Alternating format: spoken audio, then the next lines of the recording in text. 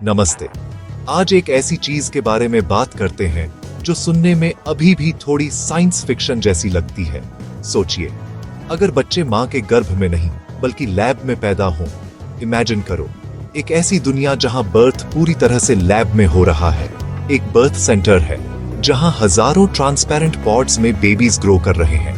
हर pod में एक बच्चा लिक्विड में तैरता हुआ। पेरेंट्स एक बड़ी सी स्क्रीन पर अपने बच्चे को ग्रो होते देख सकते हैं, उसकी हर मूवमेंट ट्रैक कर सकते हैं। डॉक्टर्स एडवांस्ड मशीन्स से कॉम्प्लिकेशंस तुरंत फिक्स कर सकते हैं और डिलीवरी बिल्कुल पेनलेस हो जाती है। आर्टिफिशियल वोम यानी कृत्रिम गर्भ आजकल साइंटिफिक रिसर्च का हॉट टॉपिक है। चलिए जानते हैं ये टेक्नोलॉजी कैसे काम करती है, इसका हिस्ट्री क्या है, रिसर्च कहां तक पहुंची है और इसके प्रोस एंड कॉन्स क्या है। तो चलिए आर्टिफिशियल वूम का सच एक्सप्लोर करते हैं। Ready, let's get started. Artificial womb दरअसल एक ऐसी डिवाइस है जो मां के वोम जैसा एनवायरनमेंट बाहर क्रिएट करती है। इसका मेन पर्पस है कि एम्ब्रियो को एक कंट्रोल्ड एनवायरनमेंट में ग्रो किया जाए। इसमें एक bio bag, artificial amniotic fluid और प्लेसेंटा जैसी मशीन का यूज होता है। साथ में अम्बिलिकल कोर्ड जैसी कनेक्शंस भी होती हैं। कंप्यूटर सिस्टम से टेम्परेचर, प्रेशर और न्यूट्रिशन सब कुछ मॉनिटर और कंट्रोल किया जाता है। ये टेक्नोलॉजी खासकर प्रीमेच्योर बेबीज के लिए लाइफ सेविंग साबित हो सकती है। इंक्यूबेटर की जगह आर्टिफिशियल वूम बेबी को एक नेचुरल और सेफ एनवायरनमेंट देता है। इसी वजह से मेडिकल फील्ड में इसे एक रिवॉल्यूशनरी इन्वेंशन माना जा रहा है।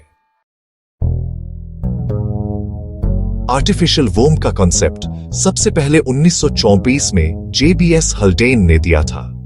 उस वक्त ये सिर्फ इमेजिनेशन थी, लेकिन आज साइंस ने इसे रियलिटी के बहुत करीब ला दिया है।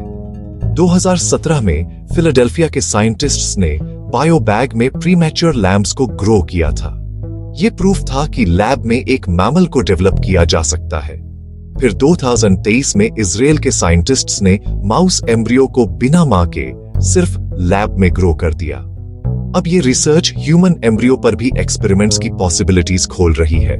आज दुनिया भर की लैब्स में आर्टिफिशियल वूम पर काम चल रहा है, लेकिन ह्यूमन एम्ब्रियो पर एक्सपेरिमेंट अभी दूर है, क्योंकि एथिकल और लीगल चैलेंजेस अभी बाकी हैं। साइंस बहुत तेजी से आगे बढ़ रहा है, लेकिन ये जर्नी अभी बाकी है। देखिए, आजकल जापान, अमेरिका, इजराइल और यूरोप के साइंटिस्ट्स आर्टिफिशियल वोम को बिल्कुल परफेक्ट बनाने में जुटे हुए हैं। आर्टिफिशियल प्लेसेंटा और अम्बिलिकल कोर्ड को बिल्कुल नेचुरल जैसा बनाना सबसे बड़ी चैलेंज है। अलग अलग टीम्स मेम्ब्रेन, फिल्टर्स और ब्लड सर्कुलेशन सिस्टम्स पर काम कर रही हैं, ताकि सब कुछ ह्यूमन बॉडी जैसा हो सके। बच्चे के ब्रेन डेवलपमेंट पर भी रिसर्च चल रही है, जैसे मां की आवाज, इमोशंस, ये सब फीटस तक कैसे पहुंचे, इस पर भी एक्सपेरिमेंट्स हो रहे हैं। नासा भी स्पेस मिशंस के लिए आर्टिफिशियल वोम पर रिसर्च कर रहा है, ताकि स्पेस में प्रेगनेंसी सेफ हो सके। सोचिए, ये टेक्नोलॉजी सिर्फ अर्थ तक ही नहीं, बल्कि फ्यूचर में स्पेस का भी हिस्सा बन सकती है। आर्टिफिशियल वोम का इम्पैक्ट पूरी दुनिया में है। हर लैब अपनी अपनी प्रॉब्लम सॉल्व करने में लगी है। सच में, जो चीज कभी इमेजिनेशन थी, अब वो रिसर्च टेबल पर आ चुकी है। आर्टिफिशियल वोम के अपने फायदे हैं, लेकिन कुछ बड़ी चुनौतियां भी हैं। सबसे बड़ा फायदा ये है कि प्रीमेच्योर बेबीज को ऑलमोस्ट नेचुरल एनवायरनमेंट मिल सकता है, जिससे उनकी सर्वाइवल चांसेस काफी बढ़ सकते हैं। और जिन कपल्स को इनफर्टिलिटी की प्रॉब्लम है, उनके लिए भी ये एक नई उम्मीद बन सकता है। सरोगेसी का ऑल्टरनेटिव भी हो सकता है। जेंडर इक्वालिटी को भी इससे बूस्ट मिल सकता है, क्योंकि अब बच्चे की रिस्पॉन्सिबिलिटी सिर्फ महिलाओं पर नहीं रहेगी। लेकिन कुछ एथिकल क्वेश्चंस भी हैं। क्या हम नेचर के रूल्स को चेंज कर रहे हैं? डिजाइनर बेबीज का रिस्क भी है, यानी जीन्स को कस्टमाइज करने का टेम्पटेशन बढ़ सकता है। जेनेटिक इनइक्वालिटी और सोशल डिवाइड जैसी नई प्रॉब्लम्स भी सामने आ सकती है। इमोशनल बॉन्ड की कमी, माँ और बच्चे के बीच कनेक्शन न बन पाना और बच्चे की मेंटल हेल्थ पर असर, ये भी रियल कंसर्न्स हैं।